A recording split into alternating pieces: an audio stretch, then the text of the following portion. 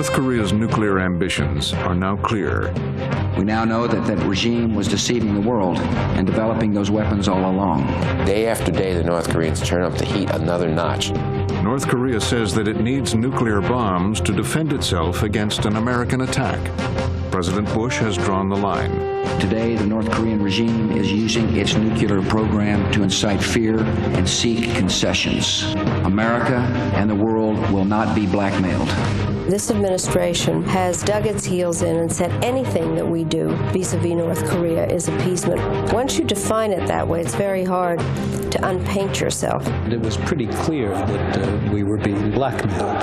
I don't believe that we ought to pay the North Koreans to get them to sit down. While the United States debates how and when to talk to North Korea, Frontline investigates Kim Jong-il's brinksmanship. We have months, not years, to resolve this problem before it reaches a point of no return. Tonight on Frontline, Kim's nuclear gamble.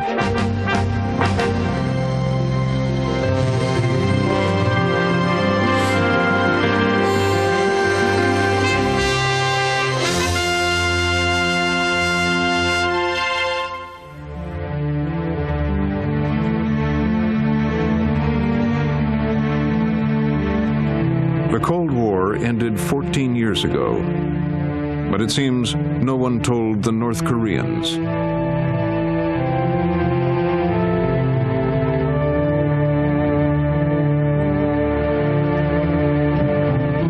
The capital, Pyongyang, remains their version of a utopian socialist showcase. Its murals and monuments celebrate the victory of the working class. Its wide streets and apartment towers, the products of central planning. Underground, party workers ride to work on gleaming subway trains.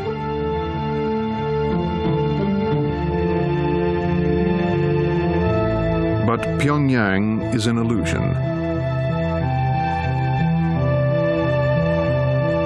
Most of North Korea is impoverished, if not famished.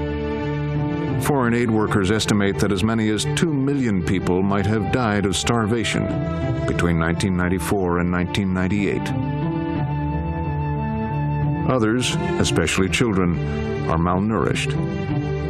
North Korea is anything but a socialist paradise.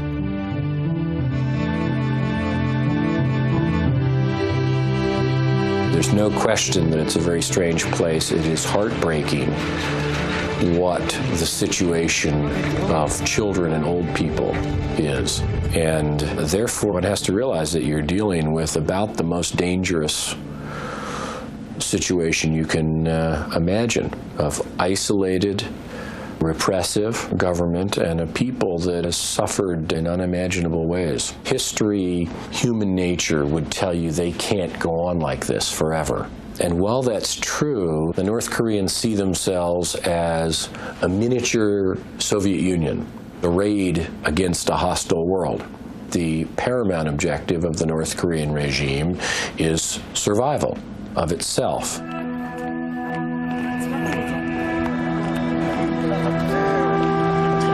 The man who built North Korea is the late Kim Il-sung. In spite of the country's hard times, he is still revered here as a kind of deity, a great leader who has miraculously defended his tiny nation against much larger, more powerful enemies. With Russian backing, he fought off Japanese occupation in the 40s. After partition of Korea following World War II, he led a war of aggression against South Korea and the United States in the 50s. The Korean War. After 1 million dead, including 35,000 Americans, a ceasefire was called, but no surrender. The country remained divided and officially still at war. Kim stayed in power in communist North Korea. He built a society that worshipped him as the nation's sole savior.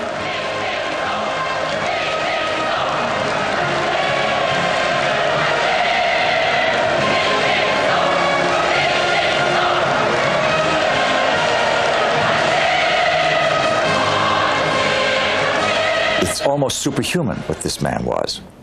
He was a god king. And it's the cult of personality that was built around Chairman Mao in China, in spades.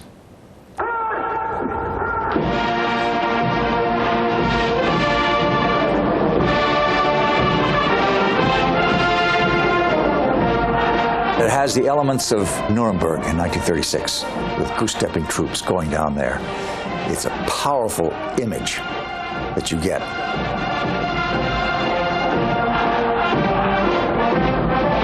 You take the cult of personality, you take Nuremberg, and then you add, as many say, the touch of 1984, George Orwell.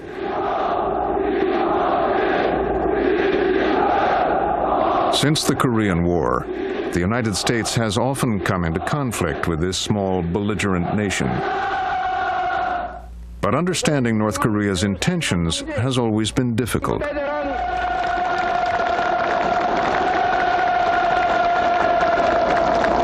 I refer to North Korea as the longest-running intelligence failure in the history of U.S. espionage. Donald Gregg spent 14 years in Northeast Asia trying to recruit undercover operatives to work inside North Korea. They were very difficult to recruit. I think the reason being that they came from a country that had a tradition of being the hermit kingdom, trying to shut out the incursions of foreigners. They came from a Confucian tradition, very tight family structure, and then there was the overlay of self-reliance and the overlay of the particularly virulent kind of Marxism which had been adopted in the North. And they were just extremely difficult to get at. And then there was a very difficult problem is if you did get one to agree to help, it was almost impossible to do anything with him once he returned to North Korea. As a result, the U.S. has relied almost entirely on satellite photos. The current conflict with North Korea began in 1989, when one photo showed new construction at a nuclear complex near the town of Yongbyon. Some American intelligence analysts suspected the North Koreans were in the early stages of building an atomic bomb. At the time, the Cold War was ending, and North Korea was losing the security guarantees and economic support from the Soviet Union that had sustained it for 45 years. Kim Il-sung was considering his alternatives. What did the North Koreans want? We didn't know at the time. We thought they wanted nuclear weapons. And as we got into negotiations with them, we came to understand that they were willing to consider other routes to improving their own security, and that the route that seemed to attract them the most was a new relationship with the United States. Well, the opening probably came in January 1992. And this is when Kim Jong-un, probably 5th to 7th in the hierarchy in North Korea, comes to New York City. And we had a whole day with him. And the idea was that this was the highest level meeting we'd had with the North Koreans, really, since the armistice. Since '53. Since '53. And they seemed to be anxious to open up with us.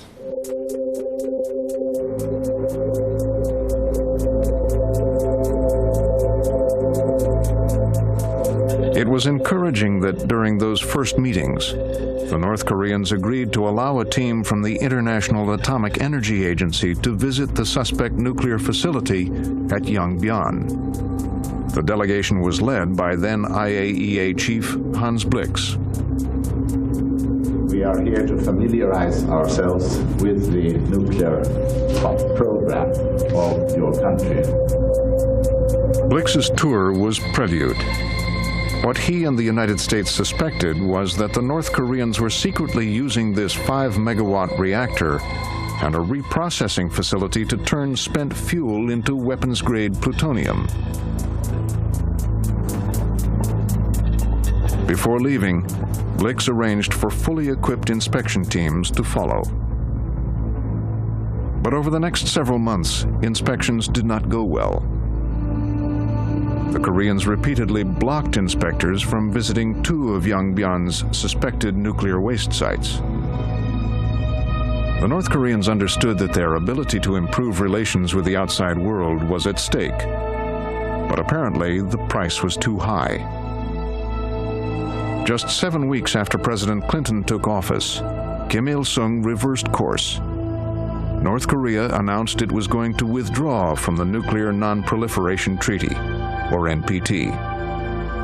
Clinton appointed Robert Gallucci to quickly start a new round of negotiations. More than once in that first meeting, Vice Foreign Minister Kang said, "You wish to strangle us." I told him that we did not have the objective of strangling North Korea. I told him that we actually did not pose a threat to North Korea, unless, of course, North Korea did something to threaten our allies in South Korea or in Japan or the international community. The administration was under heavy domestic pressure.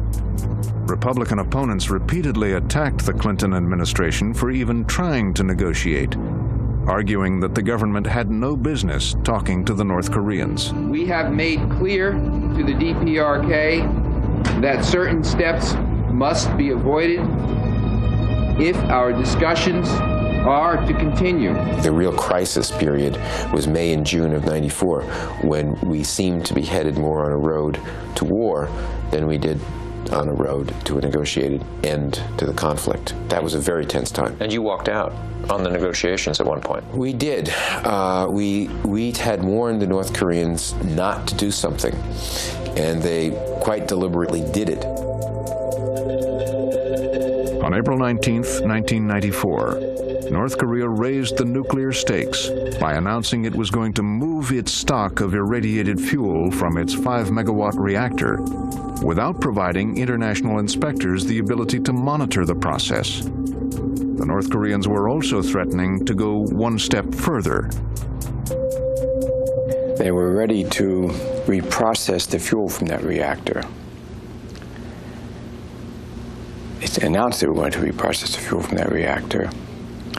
And had they done that, that would have given them enough plutonium to make about 5 or 6 nuclear bombs. What was it that prompted them to take those actions? My judgment then and my judgment today was that they determined that they needed nuclear weapons for their own security. So we decided that we would take every action to try to stop them going ahead with that nuclear weapon program, even if it would risk war. You were willing to go to war? We were willing to risk war. We seriously considered solving the problem directly by simply striking the reactor and the processor at Yongbyon.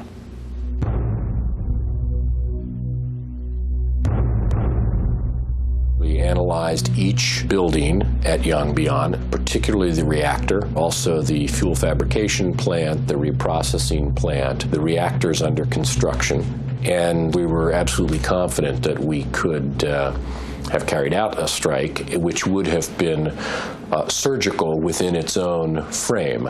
So why not do it? Well, the larger consequences would be far from surgical. North Korea maintains 1 million men on the DMZ,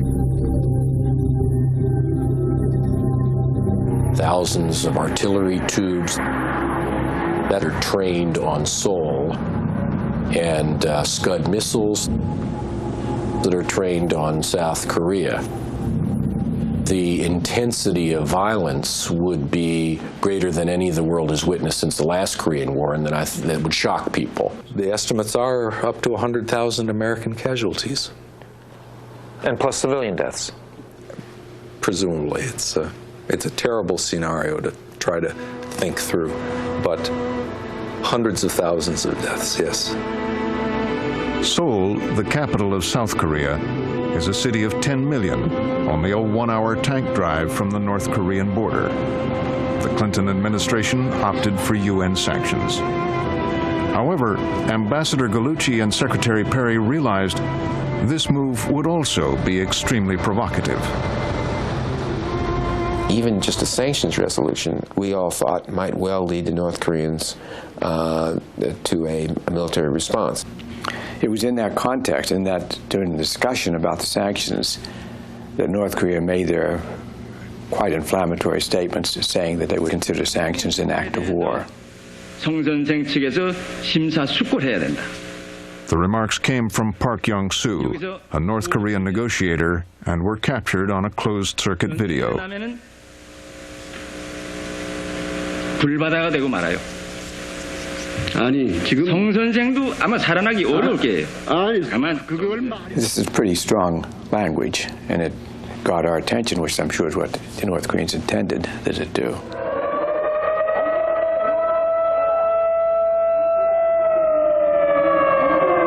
In South Korea, authorities called for civil defense exercises to prepare the country for an attack.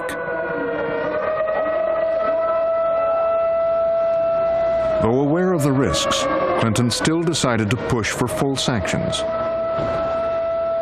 He also asked the Pentagon to present options for reinforcing U.S. troop strength in South Korea. And so that led us to that one now somewhat famous meeting of the National Security Council, which the President held in the Cabinet Room, attended by the Secretary of State, Secretary of Defense, the Vice President, Chairman of Joint Chiefs of Staff, a whole lot of people involved, in which the Secretary of Defense presented 3 military options. I advised President Clinton that we ought to reinforce our military forces. We had gone over the war contingency plans very carefully and concluded that we, in the event of an invasion from the north, we would undoubtedly win, would be successful in defeating the north. But how many casualties were suffered would depend very much on how well prepared we were. We were literally in the process of giving the briefing to him, laying out the 3 alternative options when the call came in from North Korea. The phone call comes from Jimmy Carter, who was in Pyongyang at the time, talking to Kim Il-sung, in which Jimmy Carter tells me, I step out of the meeting with the president to step into a small room to talk to the former president, and Jimmy Carter then describes a possible way out of this situation. Former President Jimmy Carter had gone on a private trip to Pyongyang to broker a peace deal, even though some senior members of the Clinton White House opposed his effort. I was given a list of all the U.S. demands concerning nuclear program primarily, but a few others. And when Kim Il-sung agreed with me directly and personally that he would comply with all those demands that I relayed as a messenger, then I was very relieved about that. There was in the room some unhappiness over the deal, but even Carter had freelanced. Well, it wasn't only that Carter had freelanced it, that President Carter also told me that he was about to go on CNN and say what the terms of this would be. This is CNN Breaking News.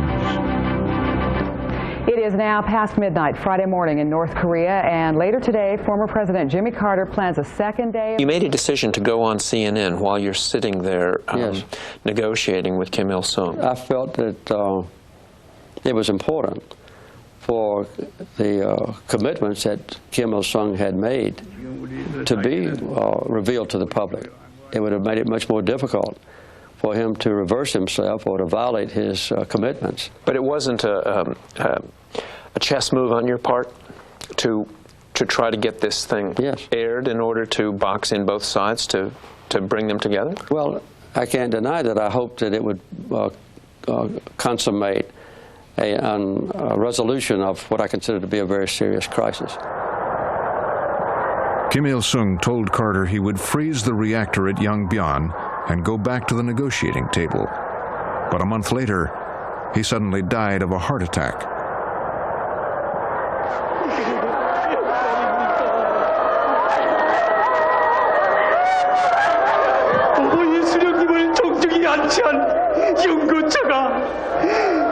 서서히 어머니 수정님 이게 정말이란 말입니까? 정정 영결의 시각이 다가왔단 말입니까? Hundreds of thousands of Koreans came into the streets. The spectacle of people fainting and sobbing lasted days. and gave rise to predictions by U.S. and South Korean intelligence analysts that the North Korean government would now finally fall, and that the best policy was inaction. But they underestimated the great leader's son, Kim Jong-il. He had been ridiculed in the Western press as a playboy who drank expensive Hennessy cognac and cavorted with Swedish blondes. He was insecure about his height, so he wore boots with heels and boofed his hair. He had a voracious interest in movies. He once aspired to be a film producer, and in the 1980s he kidnapped a South Korean film star and her director husband to come show him how.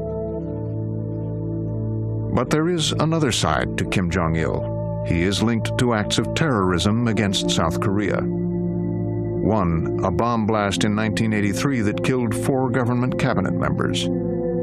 Another in 1987 that killed 115 civilians aboard a South Korean airliner. Kim is also tied to North Korea's nuclear program. One of the only public murals in North Korea depicting Kim Jong-il is located at the entrance gate of the Yongbyon nuclear complex. The question now was, would Yongbyan's founder deal away his pet project? On the day of his father's death, negotiations restarted in Geneva between Ambassador Gallucci and Vice Minister Kang. Surprisingly, in October 1994, the two sides agreed. The North Koreans would shut down the Yongbyon complex and cease nuclear plant construction at another location in return for the construction of 2 modern light water reactors, reactors that are harder to use for weapons development. They were also promised 500,000 metric tons of heavy fuel oil annually until the first light water reactor was complete. In Washington, many considered the deal an outrage. James Lilly first heard about the deal when he was visiting with Clinton administration officials. I think that it was a deal based on extortion. I was in the White House when that deal was announced about the light water reactors, and I said, well, if that's it, that's it. And then they said, we're going to deliver 500,000 tons of oil a year. I almost fell through my chair. I said, you can't make that kind of a commitment. You haven't got the authorization to do this. Under what program are you going to do it? We can handle it. Never mind. Who says that? The administration. Clinton. Well, it wasn't Clinton. Tony Lake was there. Christopher was there. Gore was there. All of them were there. And I forget which person said it, but he said, don't worry about it. We can handle this. We can reprogram money around. We get this money. What did you say? I said, good luck. I said, I don't think this makes any sense. Anybody listen to you? No. Under the agreed framework, they will accept those inspections. They don't accept them. The agreed framework was defended before the Senate Foreign Relations Committee by Robert Gallucci and William Perry. This is the agreement which both sides would agree to. I could get a better agreement if I could sit on both sides of the table, but I'm only allowed to sit on one side of the table. And there's another country with other interests sitting on the other side of the table. The framework was hammered. Within 10 days after the framework was signed, it became a political orphan. The Democrats, President Clinton, lost control of both houses of Congress, and conservative Republicans, particularly in the House, who hated the agreed framework, believed that it was basically an example of the U.S. paying extortion, began to oppose it very fiercely. Yeah, we did not get ticker tape parades, as it turned out. What happened? What did you hear? That we had submitted to blackmail. The North Koreans were threatening us with a nuclear program, and we gave in and gave them good things. I spoke out against it. I debated Mr. Gallucci. I did everything in my power because I thought it was a terribly flawed agreement that would result in us being where we are today, with a huge, enormous threat to the United States of America. You called Clinton an appeaser. Well, you know, if it quacks like a duck and walks like a duck, it's appeasement. So what was the alternative? The alternative was to say, you stop this development of nuclear weapons, or we exercise every option we have, not excluding the military option. Sanctions, conversations with the Japanese, the Chinese, the South Koreans, the Russians, exercise every option. Don't engage in bribery, which is what it was. It was bribery. But in retrospect, they would have 50, 60 bombs by now. And in retrospect, if they hadn't stopped doing it, we would have acted militarily, and we wouldn't be facing the magnitude of the threat that we're facing now. You had tremendous resistance to this. McCain calls it appeasement. What was the consequence of that? General dissatisfaction with the whole agreed framework made every appropriation just one of the rings of hell. And you would have to go on hands and knees to Congress. Yes. Asking for the money. Repeatedly. While Congress dragged its feet, a Korean-speaking State Department official, Ken Quinones, was dispatched to Yongbyon. He was there along with inspectors from the IAEA to verify that the reactor was shut down and that the North Koreans properly handled and stored their plutonium-laden spent fuel rods. What was that like, being around that spent fuel? It was an intense experience. It tested you physically. It was bitter cold. Food rations were sometimes very short supply. And of course, we worked in a highly radioactive environment. A lot of tension? Tensions would flare over somebody looking strange at another person, or making the international hand gesture. The international hand gesture? Yeah, the finger. But you succeeded? Yeah, ultimately we did. Stored all the 8,000 fuel rods? They all got stored. North Korea did in fact comply with all the stipulations of the agreed framework, as stated in the annual reports by the International Atomic Energy Agency. What was the United States record on compliance?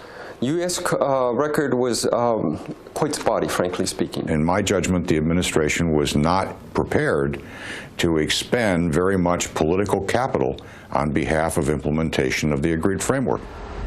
State Department official Stephen Bosworth was head of CATO, the Korean Peninsula Energy Development Organization, an entity created by the agreed framework to build the two promised light water reactors. In part because of congressional opposition, construction fell behind, and delivery of the heavy fuel oil was often late. The North Koreans complained frequently. Bosworth complained to his colleagues in the State Department. So tell me what arguments you made. That, first of all, this was an attempt to draw North Korea out of its dark cave out into the world, and that it was in our interest to break down that isolation in which North Korea existed. Moreover, that it was very much in our interest, since this was North Korea's first agreement, in effect, with the outside world, to make sure that we complied with the agreement in a meticulous fashion, to demonstrate to the North Koreans that they could enter into agreements with us and others and be confident that the commitments that we made in those agreements would be implemented. Failure to basically deal with the North Koreans would cause them to do increasingly irresponsible and dangerous things. While tensions over compliance with the agreed framework mounted between the U.S. and North Korea, a new president, Kim Dae-jung, came to office in South Korea. He instituted a new approach to dealing with North Korea called the Sunshine Policy, advocating openness and engagement. It assumed that Kim Jong-il wanted to modernize his economy. President Kim's right-hand man was Lim Dong-won.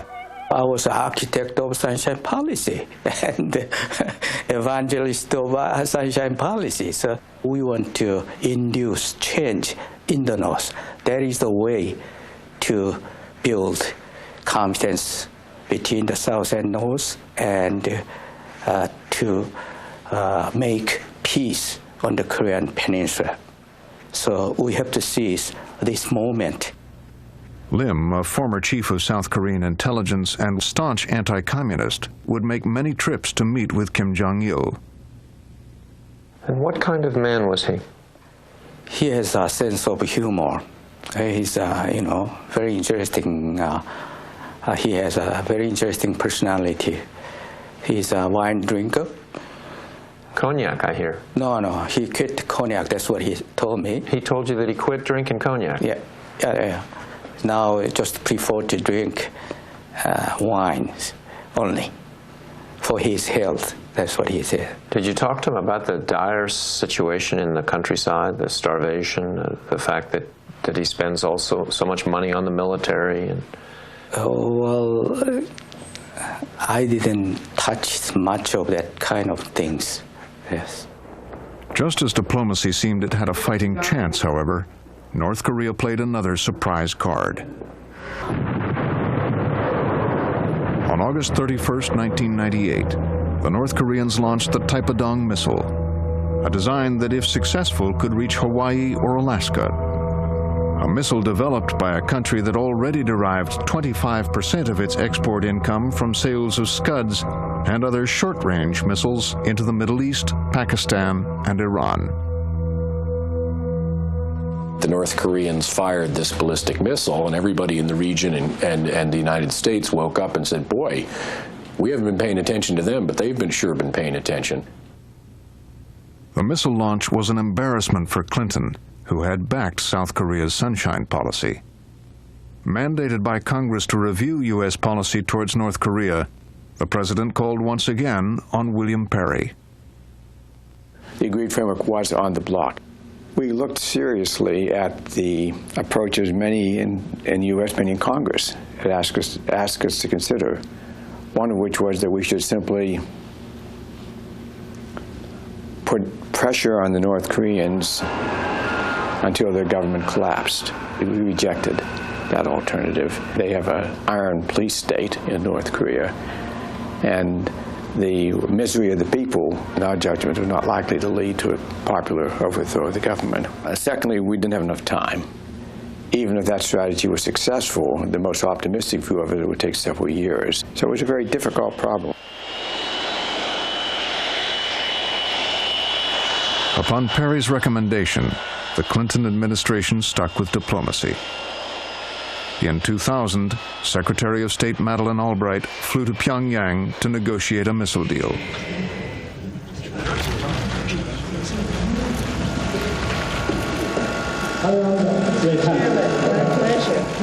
Her CIA briefing had not prepared her for the man she was about to meet. We had very peculiar information about Kim Jong-il, that he was a recluse. I think delusional actually was a word that was used, but Kim Dae-jung had reported that it was possible to have perfectly decent, rational conversations with him. I think that Secretary Albright and I were surprised about Kim. He had some humor.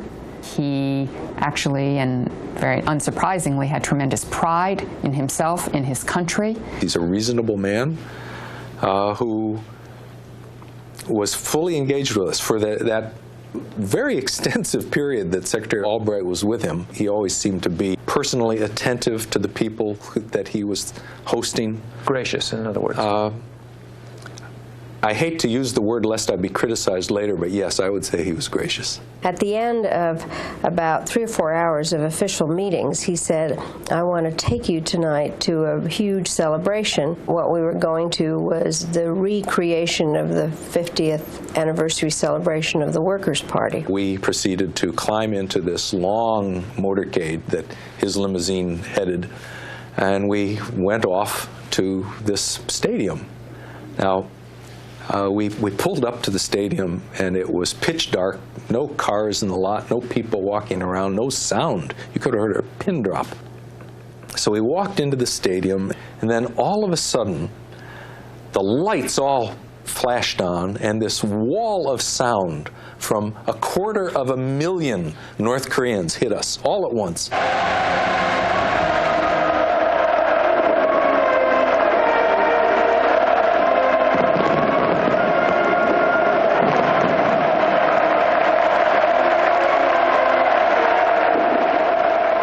walked in, and we were in a stadium where there was something like 200 to 250,000 people who applauded wildly.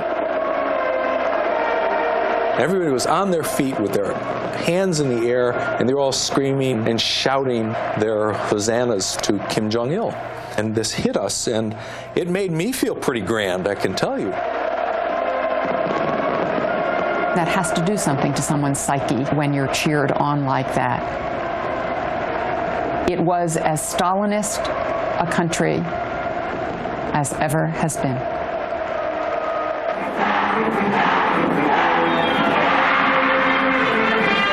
I have to say I was fascinated.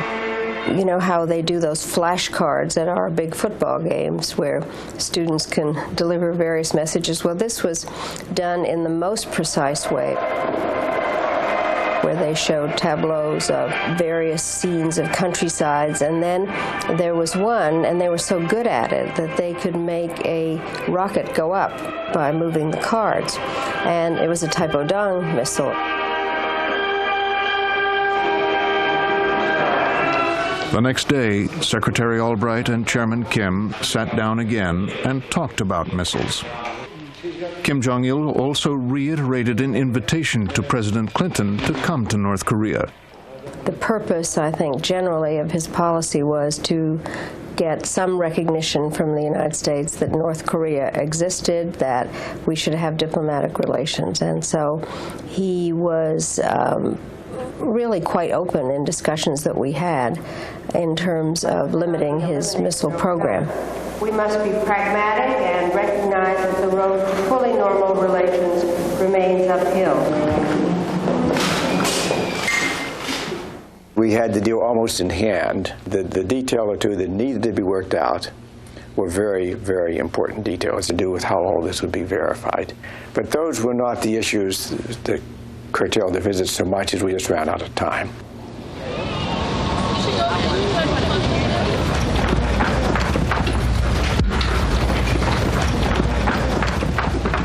With the coming of President George W. Bush, both North and South Korea asked for reassurance that the missile talks initiated by the Clinton administration would continue. It appeared the transition would be smooth. We do plan to engage with North Korea to pick up where President Clinton and his administration left off.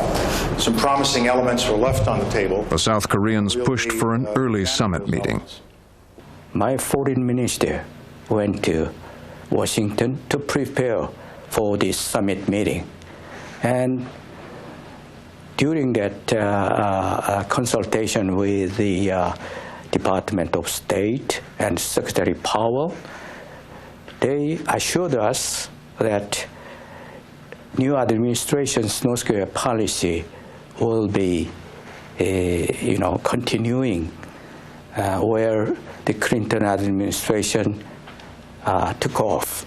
He assured you that the policies of the Clinton administration would continue into the Bush administration. Yes, yeah. So we are very happy to hear that. And then President Kim came to Washington, D.C. Watch out, watch out. Watch step. But the summit was not what the South Koreans expected. Although Bush publicly endorsed South Korea's Sunshine Policy, it's been my honor to welcome President Kim here in the Oval Office. We had a very good discussion.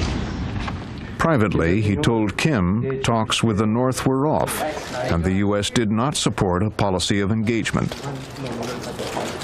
Kim Dae-jung was stunned. It was a really unfortunate thing. Was he angry?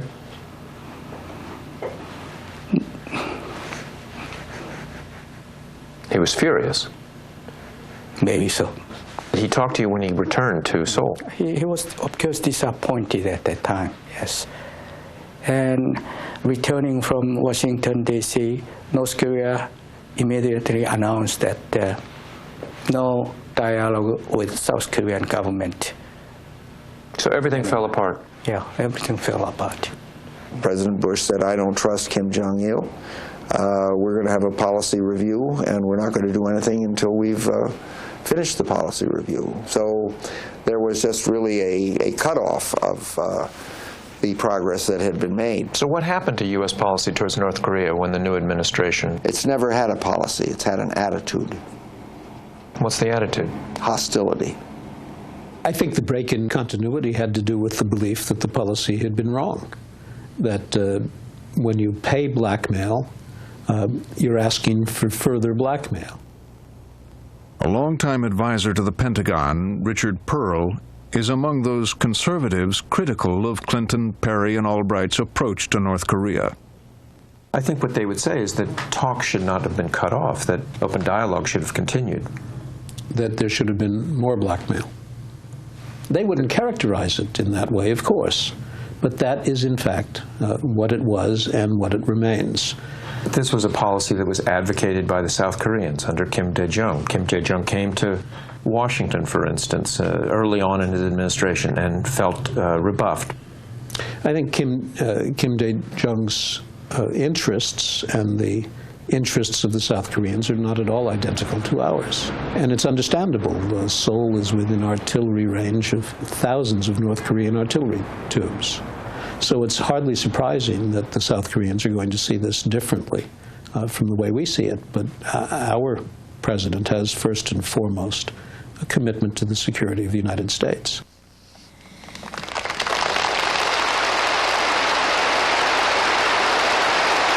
In North Korea, Kim Jong-il was also confronting Bush's new policy. The Clinton administration had been willing to talk before Kim made concessions or complied with existing agreements. The Bush administration was demanding concessions and full compliance before talks could begin. They also expanded the agenda. The North Koreans accused Bush of moving the goalposts. I would hope that we would move the goalposts because we didn't like the playing field that was established during the Clinton administration. It was a playing field on which we were expected to pay the North Koreans not to do dangerous things. And that is not a sound basis for a policy.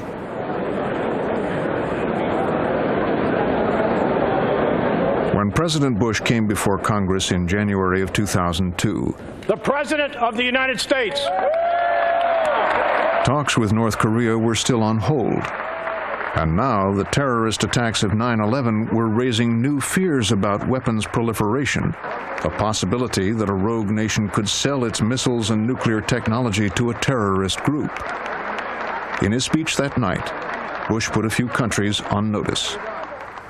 North Korea is a regime arming with missiles and weapons of mass destruction while starving its citizens. Iran aggressively pursues these weapons and exports terror. Then, the president used a phrase for which he will long be remembered. States like these and their terrorist allies constitute an axis of evil, arming to threaten the peace of the world. North Korea said the speech was part of an aggressive and hostile policy. These regimes pose a grave and growing danger. North Koreans complaining about words. Have you ever read the press statements, the governmental statements that they put out about the United States? When Frontline approached the White House for an interview on North Korean policy, they referred us to the State Department, which designated U.S. Ambassador to South Korea Thomas Hubbard as their spokesman. It's kind of hard. I have trouble understanding. But we shouldn't let them set the moral standard. Of course not. Of course not. I think there's been entirely too much focus on words and too little focus on the substance of the policy. Words matter. You're a diplomat. The concern is that the policy has been, in a way, stagnant, that in the words of a former ambassador, there is no policy at this point. There's simply an attitude. I think that's an exaggeration. The clear policy of our government is that we find nuclear weapons in North Korea to be unacceptable and intolerable. What the president did in referring to the axis of evil was identify evil where it exists and to make it very clear that we were going to treat evil regimes with a full recognition of what they represent. If the word evil doesn't apply to North Korea, it doesn't apply to any nation.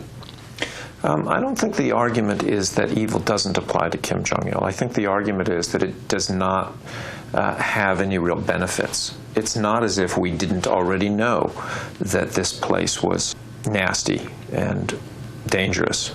So what does the president gain? I think he breaks with the previous policy that said, well, they may be evil, but we're going to treat them as if they could be counted upon to respect an agreement. In short, we will deal with them in a way that we would not deal with a nation whose fundamental evil quality was properly understood. Were you surprised by the administration's language and approach? I was surprised. I thought, I'm not surprised that some people in the administration thought that. I was surprised that they would take that as they'd take that policy approach to North Korea. I thought it was counterproductive. Why? Why not show that you're tough, that you're not going to be the appeasers that the Clinton administration was? Yes, I've heard that language.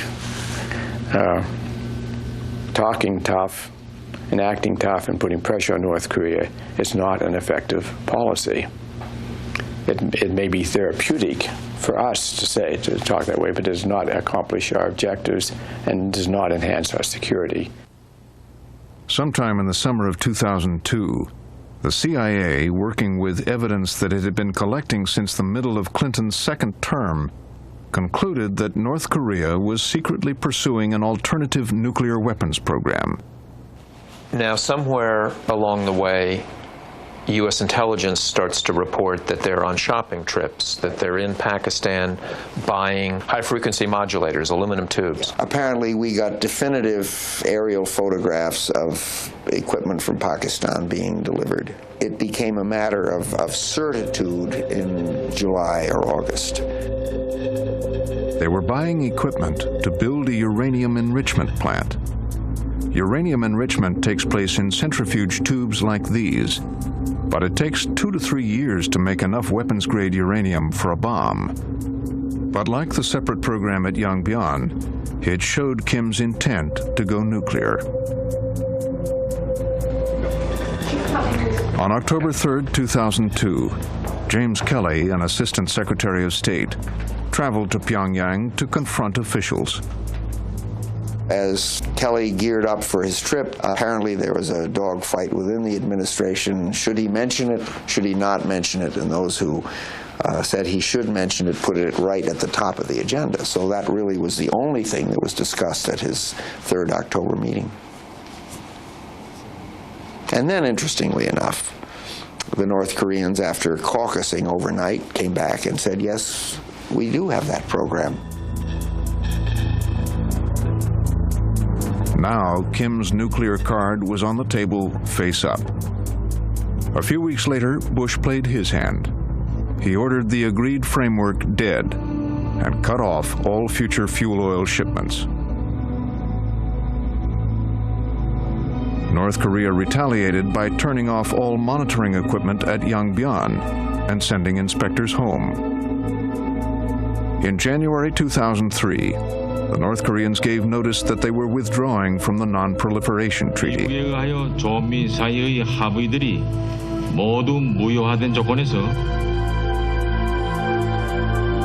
The U.S. and North Korea are back at the brink. The U.S. has refused to talk unless Japan, South Korea, and China are involved. The Sunshine Policy is also in trouble.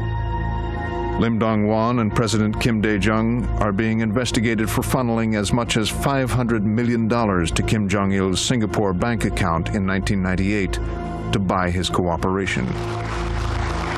North Korea, meanwhile, still insists on direct talks with the U.S. So why not talk to them? These regional powers are saying, go talk to the North Koreans. Well, do we have to give them what they want all the time? I think that's one of our concerns, that it might be tactically attractive for the North Koreans to try to isolate us and put pressure on us in a bilateral negotiation, but that's not necessarily in the interest of the United States. We think a multilateral approach would be much better. This meeting of the Senate Foreign Relations Committee is called to order. Inside the administration, debate continues over how to structure talks with North Korea. In February 2003, Colin Powell's deputy, Richard Armitage, a Northeast Asia specialist, was called to Capitol Hill. In my discussions with the Japanese and the South Koreans, they're saying multilateral is good, count us in, but don't wait. We recommend you do it bilaterally. Now, am I wrong? Are they not recommending that? No, they are indeed suggesting that. And our suggestion is not quite that we handle these talks multilaterally, but we have a multilateral umbrella of any sort. Armitage's performance reportedly infuriated President Bush. The next day, he called a special White House meeting and ordered a ban on any public discussion of anything that might resemble one-on-one or bilateral talks with North Korea. There is no way but to have direct talks between North Korea and the U.S. Otherwise, war. Bilateral talks? Yes, bilateral talks. The Bush administration says they won't do it. Yeah, of course, they said that. The Bush administration is saying we shouldn't have to give them anything. They're violating the Nuclear Non-Proliferation Treaty. They're in defiance of the world. They should be held to task. That appeasement leads to more aggressive behavior. Well, it depends on if you decide that direct talks are appeasement. This administration has kind of dug its heels in and said anything that we do vis-a-vis North Korea is appeasement. Once you define it that way, it's very hard to unpaint yourself. And I think that's where we are now. I hope very much that there can be some way to get off of this escalation.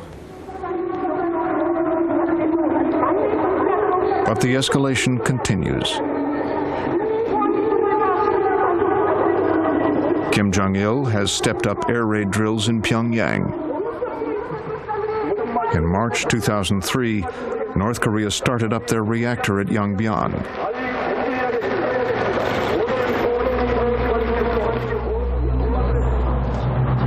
They tested 2 short-range missiles. They intercepted and harassed a U.S. spy plane flying off their coast. They announced they were pulling out of armistice talks that had been going on for 50 years. The Bush administration, busy with the war in Iraq, insists it has no intention to invade North Korea, and that the situation does not rise to the level of a crisis. If we're willing to go to war in Iraq, why aren't we willing to go to war in North Korea? These issues have been well answered by a whole variety of people, but we continue to believe that you can't just follow a cookie cutter approach. That we continue to believe that the North Korean problem is one that can be resolved through diplomacy. What prevents them from going nuclear? If they're determined to go nuclear, they're going to go nuclear, and then we have to deal with that problem. Why isn't this a crisis? Because we believe that this is a problem that can be solved. We don't have a precise formula for that yet, but we do believe it is still possible. They say there's no crisis. I have to be very clear on that point. I think what North Korea is doing now with the nuclear weapon program is not only a crisis, it is a serious crisis. We have, I think, months, not years, to resolve this problem before it reaches a point of no return in terms of North Korea becoming a major nuclear power.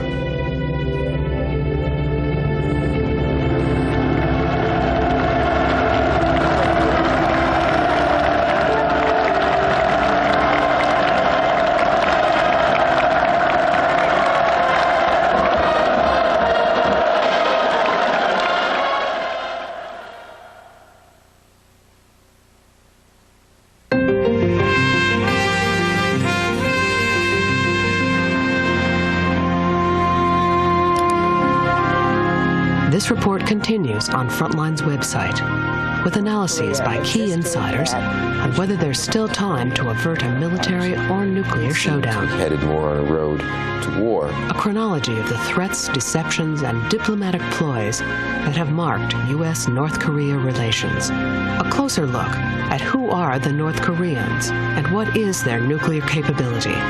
Plus, a web-exclusive interview with the North Korean defector. You can watch the program again online Then join the discussion at PBS Online, pbs.org.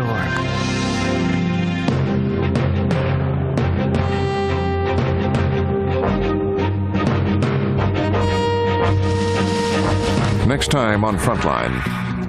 There is a cyber jihad going on right now. Without a single bomb. The right people could take out huge sections of American infrastructure. Terrorists could use the internet to cripple the United States. We have created a new nervous system for the country, and we've done nothing to protect it. How real is the threat? America is at risk. Cyber war. Watch Frontline. To order Kim's nuclear gamble on video cassette, call PBS Home Video at 1-800-PLAY-PBS.